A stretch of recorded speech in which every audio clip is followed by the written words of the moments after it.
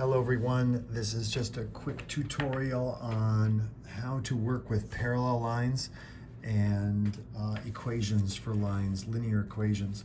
So if you think about what we know when we graph a line, we often have that famous slope-intercept form where we have a b value, right? This is the point 0, b. And that's our y-intercept. This is the y-axis, of course, this is the x-axis. So if we've got a line that's going, and in this case it has a slope that looks like it's up 1 over 5, so this slope here, m equals 1/5. Well, if we have a parallel line, a line that's never going to intersect while it's on this plane, we just need to copy that slope. It's going to start at a different place if it's a distinct line, but if it had a slope that was anything other than 1/5, it would be slightly inclined towards the line on the right-hand side or towards the left-hand side if it was less than that slope. So you need to have an exactly equivalent slope in order to have two lines that will never intersect. I hope this is a simple concept. It makes a lot of sense that the angle of the two lines are going to be exactly the same, and that angle is determined by the slope, the rise and the run. Okay, so parallel lines have equal slope.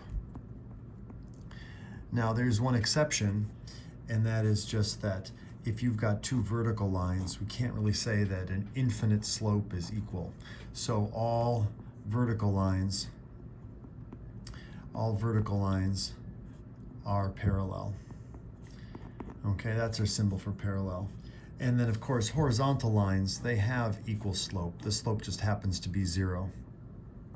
Okay, so know the distinction between those two things. All right, a little bit more complicated is perpendicular lines.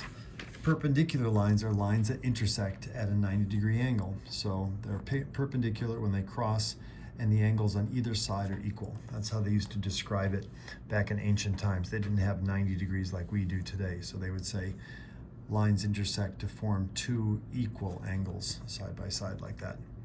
But for us, if we have two lines that we know are perpendicular, so for instance, a horizontal line is always perpendicular to a vertical line. If we take that pair, and if we think about using this book to represent that 90-degree angle, and then we rotate it some amount, okay, that angle will stay at 90 degrees. And what happens if we rotate it something like this? I'm going to use dotted lines just to make it clear. And then we would rotate this down here.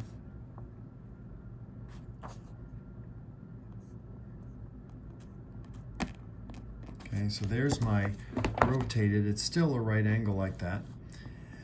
And if you think about it, if there's some point that rotates to be exactly on this line like this, now I've taken and rotated it clockwise so that now there's a rise. It looks like it's 4 squares and a run of 2 squares. But if we just say this is an A amount and this is a B amount, we would say then the slope here, M, has a rise of A and then a run of B. So it's A over B.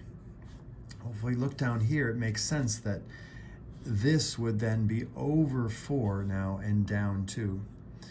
Or this A amount now will be here because I'm going out the same amount of that line before I rotate it. So that's going to be a run of A. Now I'm going down though. I'm going down negative B. So the slope for this line here is M. The slope is going to be equal to a rise of negative B over a run of A. And if we compare these two, A over B, we say that is perpendicular. We write it like that to minus B over A. All right, so that is the relationship, that those slopes are related. They are not equal. In fact, they're doubly flipped. The ratio is flipped and the sign is also flipped, always from one positive to the other negative. All right, so that is the rule for perpendicular lines. We call those opposite reciprocal